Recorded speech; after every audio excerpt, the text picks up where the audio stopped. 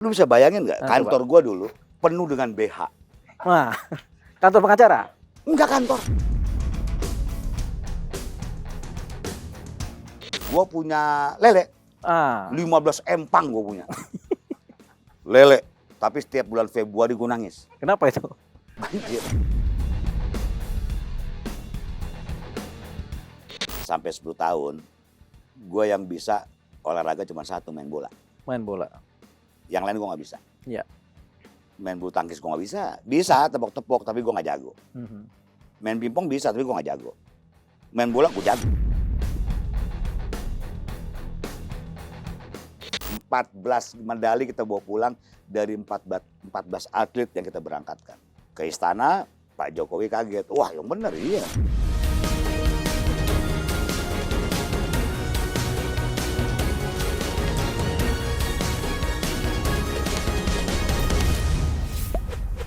Pengacara udah, artis udah. Hmm. Yang ketiga pengusaha, Mas Gusti. Oke. Nah, gimana jadi pengusaha itu ceritanya? Kan ada tadi udah sempat ngomong jadi pengusaha itu. Apa yang diusahain itu, Mas Gusti? Wah, jadi gini, gua pengusaha tuh banyak, Bro. Sukses semua apa belangsak? Kalau gua orangnya tipe gini, ya udahlah. Oh ya, berarti banyak belangsaknya ya kalau gitu ya. Enggak juga sih. Tapi banyak suksesnya? Lu bisa bayangin nggak, Coba. kantor gua dulu penuh dengan BH. Wah, kantor pengacara? Enggak kantor. Kantor apa itu? Gue punya kantor. Heeh. Dulu ada namanya perempuan namanya Suci Indasari. Iya. Gua main film. Ya. Gue punya kantor di Tebet. Heeh. Tebet Timur dalam berapa gitu. Jadi gue ngambil nih bahan reject Ya. BH merek Triumph. Ya. Bini gue tahu. Iya. Heeh. Bininya Mas Gusti namanya Nia Ini Paramita. Paramita. Lanjut. Jadi kalau yang reject itu kan cuma kancing satu putus. Ya. Ya kan? Tapi khususnya tuh sisa ekspor. Ya. Jadi untuk Afrika, gede-gede BH-nya. Bukan BH-BH imut-imut gitu. Kita beli itu satu kontainer. Kita beli satu kontainer di Tangerang gitu. Ya. Murah, Bro. Harganya tuh tinggal 10% dari harga pabrik. Bayangin harga pabrik aja udah murah. Ini 10%. Ya, tapi nggak ada talinya itu kan? Ada. Ada. Biasanya yang copot tuh kancingnya. Terus ada pita depannya ini. Iya. Pitanya miring. Miring. Itu yang reject. Itu yang reject. Sebentar Mas Gusti, itu ukurannya yang kecil apa Wah, apa? enggak. Ukuran emak-emak Afrika. Wah, itu Gede-gede. segini dong. Iya. Semangka. Gimana ngeliatnya itu Mas Gusti? Nah, jadi Eh, satu kontainer. Akhirnya lu mau taruh di mana? ya. Kantor merangkap gudang. Jadi tuh Ya. meja kantor gua itu Mm-mm. ini semua nih BH nih. Bayangin, gua sampai usaha kayak begitu. Iya, jual beli BH ya. Enggak. Akhirnya BH itu kita benerin, kita ekspor lagi. Ada temen gue yang ngambil. Dia gua nggak tahu dibawa ke Namanya periuknya. reparasi BH tuh. Enggak. Iya. BH itu enggak, gue di tengah aja. Heeh. Gua ngambil, Mm. temen gua ambil, Mm. dia repair, Mm. dia buang. Mm. Itu lama tuh. Mm. 2 tahun ya. 2 Ya. tahun gua kerjain. Mm. Usaha apa lagi? Restoran Padang. Udah pernah juga. Jadi Nah. BH udah pernah. Enggak, bukan BH aja. Heeh. Celana dalam juga. Oh, CD juga ada. Celana dalam. Pokoknya Kalau CD kan ada pakaian singkatannya dalam. kan. CD kan celana dalam. ya, kalau pakaian BH? dalam. Ya BH, bra house. Oh, bra house. Bra house, rumah house. bra. Heeh. Jadi restoran Padang gue bikin. Ini yang kedua nih. Enggak, itu bersamaan. Oh, bersamaan paralel. Ada restoran Padang. Gue bikin 3 restoran Padang. Enggak jadi juga. Bukan aja enggak lanjut. Nggak lanjut. Gue punya PH, production house. Production house. Gue punya bengkel. Bengkel juga. Bengkel. Ya bengkel. Mhm. Bukan bengkel sebetulnya. Aksesoris spare part khusus Mercy. Mhm. Nah, kira-kira gitu. Misalnya mobil lu mau gue belah gitu, mau bikin sunroof, Mhm. kayak gitu-gitu. Mhm. Tapi khusus Mercy BMW. Udah 4 nih usaha nih ya. Heeh. Ada lagi Mas Gusti? Ikan. Ikan apa tuh? Gue punya lele. 15 empang gue punya. Lele. Tapi setiap bulan Februari gue nangis. Kenapa itu? Banjir. Jadi Sawangan itu kalau bulan Februari. Di Sawangan ini. Sawangan. Jawa Barat. Jawa Barat. Nah. Kalau 15 empang itu 1,2 hektar. Ya. Itu kalau udah sebelahnya ada kali PU. Ya. Kalau udah bulan Februari, air tuh meluap, Mm-mm. ikan gue naik. Jadi Oh, kalau bela gue pulang dia. jam 10 malam dari Jakarta, Dengar itu. bukan. Hmm. Kalau ada turunan, dekat rumah gue namanya restoran Tirta Marta. Iya. Orang pada ngumpul di sana, Ah. pas gue naik mobil, Jebol empang gue nih pasti. Orang pada nyerok. Nyerok di situ. Cabe Taiwan. Cabe Taiwan tuh gede-gede. Segede gini. Itu 1,2 hektar juga gue punya tanah. Yeah. Gue tanamin cabe, gue rawat dari kecil. Oh, gue tahu deh sistem tanam cabe itu segala macam. Nah, cabe itu masalahnya ketika di minggu ketiga kalau udah berbuah. Hama. Cabe itu kan cuma 3 minggu ya, berbuah di minggu ketiga. 3 minggu udah nongol. Iya, benih-benih biji cabe. Kan kok cabe merah kan? Iya, cabe merah. Udah. Nah, itu hama tuh. Langsung tuh putih-putih tuh keluar ya. Waduh, itu bahaya. Kalau lu nggak buru-buru, pusok. Berapa hektar tuh cabe itu? 1,2 hektar. Di mana? Di tempat itu juga? Di Sawangan juga tapi beda. Itu Mas Gusti tanahnya Mas Gusti semua itu ya? Iya. Sampai sekarang masih ada itu? Yang bekas cabe masih ada karena dia jambu. Jadi sekarang masih ada jambu ya, cabe. Kalau yang empang gue jual karena itu di pinggir kali ya. Iya. Karena itu kan kita mau ngebedah air biar masuk kan. Tempatnya lereng juga. Iya. Gue nanam lele itu 200.000 benih lele. Benih lele. Dari Ciseeng. Dari Parung. Parung Ciseeng kan? Parung. Peletnya 1 kontainer. Bayangin. Jadi orang kalau usaha-usaha kayak gitu gue udah paham. Sempet berhasil nggak sih lelenya gede-gede? Berhasil. Gitu? Berarti tahun berapa itu? Tahun 2000-an lah. 2000-an ya. Terus gue kan punya lahan di puncak juga. Lahan di puncak 5.000 meter tuh di Citeko, Cisarua. Gue tanam juga cabe. Jadi gue usahanya begitu. Udah macam-macam, udah 6 usaha nih ya. Macam-macam. Iya, tapi ada yang berhasil, ada yang gagal. Iya. Ini ada yang berhasil, ada yang gagal, atau ada yang berhasil, banyak yang gagal. Sebetulnya yang berhasil pun gue gagalin. Iya, akhirnya. Karena begini, karena kita juga jangan sampai ngenyangin perut orang. Ya, walaupun perut kita nggak lapar. Kisi, gitu. nggak lapar. Tapi kan kadang-kadang ngenyangin perut orang dengan cara tidak halal mereka gitu. Misalnya lu kayak punya empang gitu. Iya. Lu taruh benih 200.000. Katakanlah mereka kanibal. Jadinya setengah 50%. Iya. Jadi 200.000, 100.000. Lu bisa manen cuma 25.000. Nggak baik juga kan? Iya. Iya kan? Padahal orang itu udah kita gaji dan seterusnya. Kenapa? Karena lu nggak hidup di situ. Nggak tinggal di situ juga. Lu nggak tinggal di situ. Itu bahayanya. Mendingan lu punya tanah, lu sewain.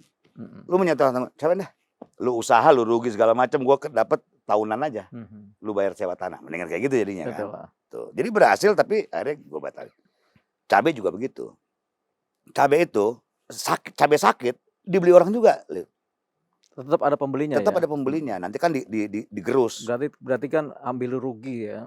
Digerus jadi saus lah, jadi apa gitu. Tapi gue capek lah. Karena kita nggak hidup di sana. Sama juga restoran gue juga kayak begitu. Yang enak tuh yang broker tadi tuh enak. Yang masalah pakaian dalam itu lebih enak sebetulnya. Kerja kayak begitu ya. Iya. Itu lu nggak basi. Iya. Anti basi. Nggak bakal bisa basi. Nggak bisa dipakai juga sama mau pakai. Tapi barang lo nggak bakal busuk. Iya. Gitu. Iya. Ngendap 6 bulan di kantor kita nggak apa-apa. Nggak apa-apa ya. Tapi kalau cabai lele mati. Kayak gitu. Nah itulah Mas Gusti sebagai pengusaha. Makanya kita bilang kan ada banyak belangsaknya. Ada berhasilnya kan. Tapi yang berhasil pun digagalkan ya. Begitu Mas Gusti ya. Ya. Nah itu sudah 3 talenta yang dipunyai Mas Gusti ya. Artis, pengacara, pengusaha. Yang keempat di dunia atlet nih Mas Gusti. Gimana dunia atlet ini? Ya. Sebagai pengurus dan sebagai pelaku olahraga nih. Coba Mas Gusti cerita nih Mas Gusti. Gimana sejarahnya nih? Ya dimulai, kita cepat-cepat aja dah. Pertama ini. Lama gak apa-apa Mas Gusti. Waktu gua anak singkong. Kita pernah jadi anak singkong. Betul. Umur 7 tahun sampai 10 tahun. Gua yang bisa olahraga cuma satu, main bola. Main bola. Yang lain gue nggak bisa. Iya. Main bulu tangkis gue nggak bisa. Bisa tepok-tepok tapi gue nggak jago. Main pingpong bisa tapi gue nggak jago. Main bola gue jago. Jadi gue di SD, SMP, SMA gue yang paling jago gue main bola. Di kampung gue paling jago main bola. Cuman kan di mana kampungnya dulu? Jakarta sini kan? Cilandak sini. Cilandak ya. Tapi saat itu kita kan nggak dikenalin dengan main bola yang benar. Iya. Ya kan? Lu buka baju, pakai sendal, bikin gawang kayak gitu. Gue enggak begitu. Gue satu-satunya yang dari kecil main bola udah pakai teknik. Makanya gue mainnya di Blok M. Di Blok M. Dulu ada IM, Indonesia Muda. Ya. Ada PS Remaja, sepak bola gue masuk. Ada pool-poolnya. Gue pool D tuh. Pool D itu masih kecil. Jadi gue tuh secara alam lari gue kenceng. badan gue ramping, nggak begitu tinggi juga, jadi gue ulet gitu. Makanya posisi gue selalu kanan luar. Gitu. Begitu gue bagus, SMP, gue pengen masuk Persija Selatan. Tapi minimal tinggi 165 bos. Masuk sih berapa nih? Saat itu gue SMP mungkin 160. 160 ya. Lumayan ya. Kalau dulu main bola tuh diukur tinggi, gue nggak tahu sekarang. Ya. Ya kan. Sekarang ini kan yang penting lu punya talent yang bagus. Ya. Kalau dulu kita enggak. Ya harus mungkin karena aja. PSSI dulu, PSSI Garuda juga begitu. Ya. Lu harus punya tinggi sekian, gue nggak bisa. Waduh, 160 minimal. Mungkin gue 158 saat itu. Wah, gue frustasi lah. Karena gue frustasi, gue main tarkam. Main tarkam jadinya. Gue tarikan aja dah. Iya, tarikan ya. Tarikan kampung. Itu kan zaman break dulu. Ya. Anak ngerik tuh. Jadi ada Caroline CBR, ada apa segala macam. Suka pertanding bola. Nah, gue di Bon tuh ditarik. Lumayan. Akhirnya gue main terus. Karena gue memang yang dianggap di atas rata-rata. Karena gue mainnya bukan dadakan main bola gitu. Iya, tapi... Nah, begitu gue jadi Airtong, SMA udah mulai dong antar SMA segala macam. Pas dilihat, gue main bola bener gitu. Dikenal juga gue sebagai pemain bola di SMA. Ketika gue jadi artis, kan kayak Parvi, PPF itu selalu bikin acara kalau ada hari film. Kalau artis itu main bola kan lucu-lucuan. Main bola yang lucu-lucuan gitu. Begitu gue masuk 84, saat itu Ketua Umum Parvi Ratno Timur. Kita anggota tanya, kamu bisa main bola? Bisa. Ah, kamu bisa main bola? Bisa. Dalam hati gue takut juga, jangan mereka jago semua gitu. Ya. Kamu main lah gitu. Disitulah gue main dengan Bang Benyamin, Mas Soleh, Cahyono. Ya. Senior semua ini ya? Senior. Mainnya eplek-eplek. Mereka lihat gue, wah si Gusti jago banget main bolanya. Lah, sebetulnya bukan jago, ya bener aja mainnya. Iya, mainnya gitu. bener ya. Mainnya bener aja, sementara mereka mainnya yang lucu-lucuan. Gitu. 86 datanglah Aji Masaid dari Belanda. Ya. Dia jadi anggota Parvi. Akhirnya gue tanya, Ji, dia kan masih pakai bahasa Holland Spreken dengan Inggris. Bisa, gue bagus main bola. Akhirnya gue main bola. Akhirnya Parvi itu Gusti Randa sama Aji Masaid aja. Berdua aja tuh. Berdua aja. Yang lain baru masuk ada Primus. Zaman itu. Jadi main bola bener. Nah, karena kayak begitu gue bikin lah grup sepak bola artis yang selama ini lucu-lucuan main bolanya. Berubah. Ini main bola bener.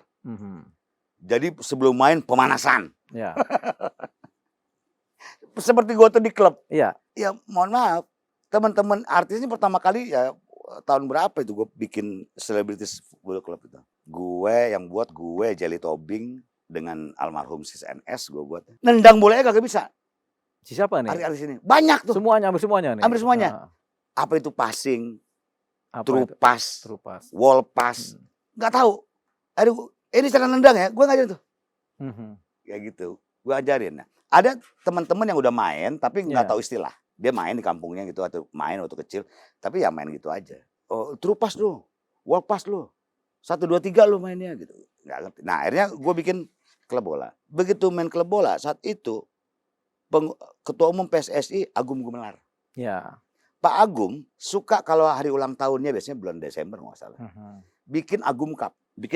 Ya. Nah, karena dia juga pembina Sri Mulat, kadang-kadang diadu sama Pak Agum nih. Ya. Selebritis, aktor film, pelawak, pemain band, musisi, masuk slang tuh. Ya, slang. Ikut main. Mungkin Pak Agum lihat, loh ini selebritis nih, si Gusti mainnya main bagus. bener gue mainnya. Nah, disitulah Pak Agum minta, Gus, kau datang ke PSSI. Itu tahun berapa ya? Pertama kali tuh. Pak Agum tahun berapa? Datang ke PSSI. Ternyata saat itu PSSI, almarhum Roni Patinasarani, baru sekolah di FIFA, membawa futsal ke Indonesia. Ada sepak bola, ada futsal yang kecilan nih. Ada futsal. Roni Patinasarani dari FIFA bawa futsal karena dia kemarin kursus di sana. Perlu disosialisasikan ke Indonesia. Perlu aktor. Bintang, star. Ya. Akhirnya gua, Aji, Primus, kita dikursusin oleh Bang Roni. Ya. Nah, bagaimana itu main futsal? Bekerja sama dengan McDonald dan Coca-Cola. Ya. Muter kita se-Indonesia. Berhasil lah. Berhasil. Makanya kita kenal futsal hari ini itu jasanya Bang Roni Patinasarani. Karena dia yang bawa ke dia Indonesia. yang ikut kursus pertama Mas Gusti kali. Dan tim yang kemudian memarketingkannya. Pak Agum ganti Nurdin Halid. Nah, itu dia. Nah, begitu ganti Nurdin Halid, ada, ini singkat cerita aja. Harus ada ketua Badan Futsal Nasional. Ya. BFN. Gue jadi ketua Badan Futsal Nasional. Jadi gue megang futsal se-Indonesia. Disitulah kita pertama kali mendapatkan juara AFF. Futsal. Bintangnya ada Fena Utabarat, macam-macam lah segala gitu. Manajernya Darius. Nah, manajer Darius Satria. Manajer Darius, kaptennya VV, saya ketua BFN-nya. Kalau sekarang kan ketua futsal Pak Haritanu. Ya, Haritanu. Itu akhirnya Pak Nurdin Halid bilang, oh bagus sih Gusti. Akhirnya gua pegang PSSI Jakarta. PSSI DKI, ASPROF, Asosiasi Provinsi DKI Sepak Bola. Jadi kita cabangnya PSSI, tapi gue megang DKI. Ya. Gue megang ASPROF DKI, kita yang menelurkan pelatih, pemain, macam-macam lah. Nah, terus akhirnya gue baru duduk di PSSI. Pengurus pusat PSSI. Dari awal gue bidang hukum, Exco, eksekutif komite. Sampai sempat jadi ketua PSSI. Sampai jadi PLT ketua umum. PLT ketua umum PSSI. Ya akhirnya saya buat kongres, gue buat kongres tuh. Ya. Lahirlah Pak Iwan Bule jadi ketua umum. Sebelumnya PLT-nya saya. Ya. Pak Iwan Bule turun, saya diangkat menjadi komite banding pemilihan. Jadi MPR-nya yang tinggi, ada komite pemilihan, komite banding pemilihan, saya ketua. Di situ terpilih Erick Thohir. Ya, saya memeriksa dulu semuanya. Semuanya harus sah syarat-syaratnya. Begitu sah baru boleh ikut. Sekarang saya bagian dari tim penyempurnaan ad hoc ya. Penyempurnaan statuta PO peraturan organisasi sekaligus kode disiplin PSSI. Ketuanya Mas? Ya, kita bikin tuh. Jadi tentang disiplin kode disiplin. Ya, di PSSI ini udah jadi orang penting ya. Bukan penting sih, tapi ya, tinggal yang sangkatan gua udah pada di luar semua. Jadi tinggal masuk satu-satu. Kayak kemarin pada waktu kode disiplin, akhirnya gua minta masukan dari Bang Hinca. Karena Bang Hinca kan bekas sekjen PSSI, dia salah satu pembuat statuta juga. Bang Hinca juga yang memberikan arahan. Jadi gua buat itu. Itu di sepak bola. Ada lagi di gulat. Ya. Jadi ada olahraga namanya gulat, PGSI, Persatuan Gulat Seluruh Indonesia. Itu memang ya dianggap olahraga biasa-biasa saja, prestasinya nggak terlalu gemilang. Tiba-tiba saat itu PGSI mencari figur ketua umum, ada sahabat saya, Trimedia Panjaitan jadi ketua umum. Karena jadi ketua umum, dia cari sekjennya. Akhirnya gue bilang cari ya sekjennya orang lain. Gue bilang gitu, sekjen. Tapi dia mencari siapa binpresnya. Saya jadi binpres dulu. Saya jadi binpres, tapi karena Pak Trimedia sibuk di DPR, yang menjalankan si binpres. Ya. Pas periode kedua, Pak Tri masih ketua umum, ya udah lu jangan binpres, lu sekjen aja deh. Lu sekjen merangkap manajer, mereka kepala kantor. Jadi sampai sekarang lah Mas Gusti sebagai... Nah, di zamannya Pak Tri itulah kita baru mencengangkan, nggak pernah dilakukan kita kemarin SEA Games yang di Kamboja dapat 6 emas, 6 perak, 2 perunggu. 14 medali kita bawa pulang dari 14 atlet yang kita berangkatkan. Ke istana, Pak Jokowi kaget. Wah, yang benar iya. Karena kita juara umum salah satunya 6 emas dari gulat. Itu berarti sampai sekarang masih menjabat Mas? Masih menjabat. Gulat. Sekjen? Di PSSI masih gulat sekjen. Mas Gusti sebagai atlet. Ngurusin atlet. Terima kasih sudah menonton. Jangan lupa like, komen, share, dan subscribe video cumi-cumi.com.